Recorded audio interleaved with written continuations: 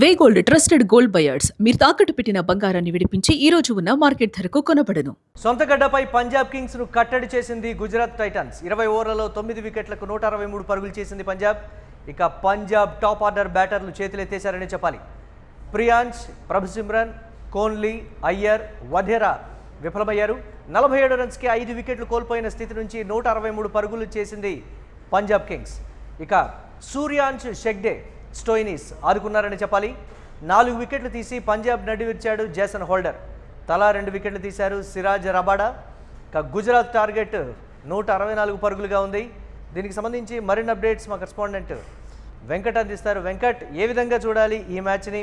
పంజాబ్ ఓడిపోతుందా, లేకపోతే బలమైనటువంటి బౌలింగ్ విభాగంతో గుజరాత్ను ఓడిస్తుందా? ఏ విధంగా చూడాలంటారు? ఎస్ మురళి, ఇప్పుడు మనం ఈ మ్యాచ్ కనుక చూసుకుంటే పేస్ బౌలర్లకు ఆ పిచ్ కంపల్సరీ స్వర్గధామంగానే ఉందని చెప్పుకోవచ్చు.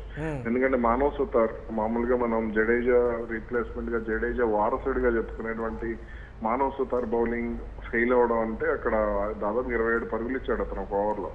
అది చాలా వరకు అంటే ఆ పిచ్ కండిషన్ బట్టి చూసుకుంటే కనుక అసలు స్పిన్నర్లకు బౌలింగ్ ఇవ్వకుండా ఉండడమే మంచిది అనే విధంగానే అక్కడ పిచ్ ప్రభావం కూడా ఉంది.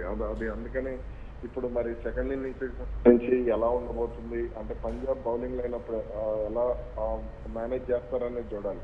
దాదాపు రషీద్ ఖాన్ ఒక్కడే కొంత అతను కొంత ప్రభావం చూపించాడు తప్ప మిగిలిన వాళ్ళు ఎవరు కూడా అందరూ పేస్ బౌలర్లకి అనుకూలంగా ఉంది. ఇక సూర్యాంష్, హెగ్డే కనుక ఆడకపోయి ఉంటే పంజాబ్ బ్యాటింగ్ 120 పరుగులే అలా ఉండేది. అలాగే స్టోయినిస్, అలాగే చివరిలో మార్కో ఎన్సైన్, వీళ్ళిద్దరు ఇన్నింగ్స్ కొంత పంజాబ్ కి ప్లస్ అయిందని చెప్పుకోవచ్చు. ఇక టాప్ ఆర్డర్ ముఖ్యంగా పంజాబ్ ఓపెనర్లు, మనం విధ్వంసకర ఓపెనర్లుగా చెప్పుకునేటువంటి పంజాబ్ ఓపెనర్లు ప్రియాంష్ ఆర్య కానీ, ప్రభుసిమ్రాన్ సింగ్ కానీ, ఆ తర్వాత కోపర్ కాన్లీ కానీ, శ్రేయస్ అయ్యర్ కానీ, వీళ్ళెవరూ కూడా ఆశించిన స్థాయిలో ఆడలేకపోవడం పంజాబ్ కు మైనస్ అయిందని చెప్పుకోవచ్చు.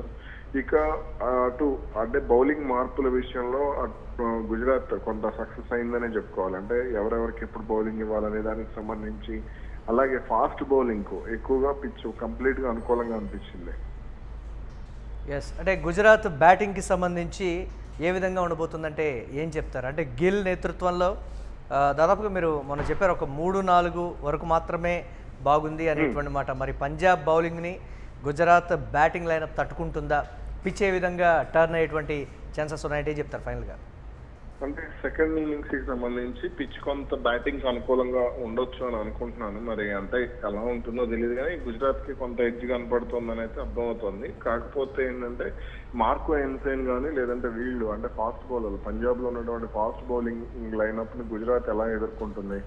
సాయి సుదర్శన్ అవుట్ అయితే గుజరాత్ పరిస్థితి ఏంటి అనేది కొంత ఆందోళన. ఎందుకంటే ఓపెనర్లలో సాయి సుదర్శన్ సపోర్ట్ ఉంటేనే గిల్ ఆడుతున్నాడు. మొన్న కూడా చూసుకుంటే మనం, లేదు సాయి సుదర్శన్ త్వరగా అవుట్ అయిపోతే గిల్ ఫెయిల్ అవుతున్నటువంటి పరిస్థితి ఉంది. కాబట్టి మరి సెకండ్ ఇన్నింగ్స్ లో సాయి సుదర్శన్ నుంచి శుభ్మన్ గిల్ కి ఎంత కోఆపరేషన్ వస్తుంది అనేది చూడాలి. అలాగే ముఖ్యంగా జాస్ బట్లర్ కి సంబంధించి కూడా కొంత అతని ఇన్నింగ్స్ కూడా కొంత గుజరాత్ కు మైనస్ అవుతుంది. కాబట్టి ఎక్కడా కూడా ఫీల్డింగ్ తప్పిదాలు లేకుండా పంజాబ్ కనుక కట్టడి చేయగలిగితే మాత్రం గెలవచ్చు ఈ మ్యాచ్ వాళ్ళు. ఎస్, మీ ప్రిడిక్షన్ ఏంటి ఈ మ్యాచ్కి సంబంధించి? విన్నింగ్ ఛాన్సెస్ ఏ టీంకి ఎంత? నేను చెప్పింది రివర్స్ అవుతుంది కాబట్టి పంజాబ్ అనుకుంటున్నాను నేను ఈరోజు. పంజాబ్ గెలుస్తుందని చెప్తున్నారు. నేను చెప్పింది ప్రతిదీ రివర్స్ అవుతుంది కాబట్టి నేను సారీ గుజరాత్ అనుకుంటున్నా ఈరోజు. ఎందుకంటే ఓకే ఆ పిచ్ కండిషన్ బట్టి అంతా చూసుకుంటే గుజరాత్ అనే అనిపిస్తుంది. ఒకవేళ అనూహ్యంగా గుజరాత్ గెలిస్తే, ఎందుకంటే సన్ రైజర్స్ మ్యాచ్లో కూడా కేకేఆర్ మీద పెద్దగా ఎక్స్పెక్టేషన్స్ లేనటువంటి మ్యాచ్లో కూడా కేకేఆర్ సర్ప్రైజ్ చేసింది. ఇవాళ జీటీ కూడా సర్ప్రైజ్ చేస్తుందా ఈ మ్యాచ్లో కూడా చూస్తూ ఉన్నారు. మీరు ఒక్క విషయాన్ని కనుక అబ్జర్వ్ చేయాలి. ఎందుకనంటే ఇప్పుడు మనం గత మ్యాచ్లకి ఇప్పుడు స్టార్టింగ్ లో జరిగినటువంటి మ్యాచ్ల్లో మరి అవి ఎలా జరిగాయో తెలియదు కానీ ఇప్పుడు జరిగేటువంటి మ్యాచ్లన్నీ కూడా కొంత టాప్ అంటే టేబుల్ టాప్ లో ఉన్నటువంటి టీమ్స్ అన్ని కూడా ఓడిపోతున్నాయి. కాబట్టి మనం రీసెంట్ గా జరుగుతున్నటువంటి మ్యాచ్ల్లో ఎక్కువగా జరుగుతుంది అదే. ఇది సోషల్ మీడియాలో కామెంట్ చూశాను వెంకట్, మేనేజబుల్ మ్యాచెస్ అని అంటున్నారు వీటిని, ఏంటి అసలు అది?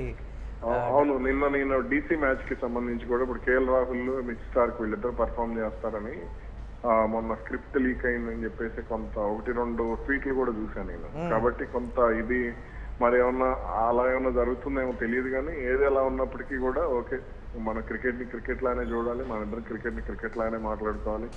అంతర్జాతీయ మ్యాచ్లు ఎలా మాట్లాడుకుంటామో ఇంటర్నేషనల్ మ్యాచ్లు ఎలా మాట్లాడుకుంటాం వీటిని కూడా అలాగే మాట్లాడుకోవాలి కాబట్టి మరి చూద్దాం ఏం జరుగుతుంది. ఎక్కువ ఛాన్సెస్ వీటికే ఉన్నాయి అనేటువంటి మాట మాట్లాడుతున్నాను. ఇంటర్నేషనల్ మ్యాచెస్ కన్నా వీటికే అంటే మోర్ ఛాన్సెస్ అనే మాట అలా జరగడానికి దాన్ని చూడొచ్చంటారు అలాగే.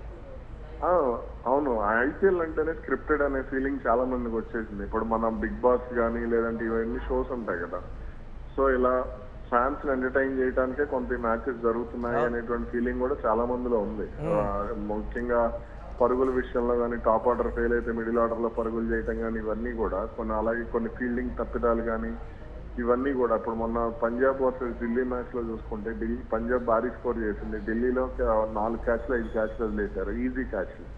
కాబట్టి ఇవన్నీ కూడా ఏందో ఎంటర్టైన్మెంట్ ఫీలింగ్ గానే డిజైన్ చేశారేమో. అంటే మనం డబ్ల్యూడబ్ల్యూ చూస్తూ ఉంటాం కదా, చిన్నప్పుడు మనకు బాగా క్రేజ్ 90s కిడ్స్ కి డబ్ల్యూడబ్ల్యూ బాగా అలవాటైంది, అలా సేమ్ ఇది కూడా కొంత అనిపిస్తుందేమో అనుకోవచ్చు. Right, thanks for updates Venkat. చూద్దాం ఏ విధంగా ఉండబోతుంది అనేది. ఇక సొంత గడ్డపై పంజాబ్ కింగ్స్ను కట్టడి చేసింది గుజరాత్ టైటన్స్. 20 ఓవర్లలో 9 వికెట్లకు 163 పరుగులు చేసింది పంజాబ్. ఇక పంజాబ్ టాప్ ఆర్డర్ బ్యాటర్లు చేతులు ఎత్తేశారనే చెప్పాలి. ప్రియాంష్, ప్రభుసిమ్రన్, కోహ్లీ, అయ్యర్, వధేరా విఫలమయ్యారు.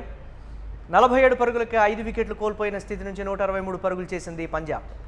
ఇక సూర్యాంశ్, షెగ్దే, స్టోయినిస్ ఆదుకున్నారనే చెప్పాలి. 4 వికెట్లు తీసి పంజాబ్ నడ్డి విరిచాడు జాసన్ హోల్డర్. తలా 2 వికెట్లు తీశారు రబాడా, సిరాజ్.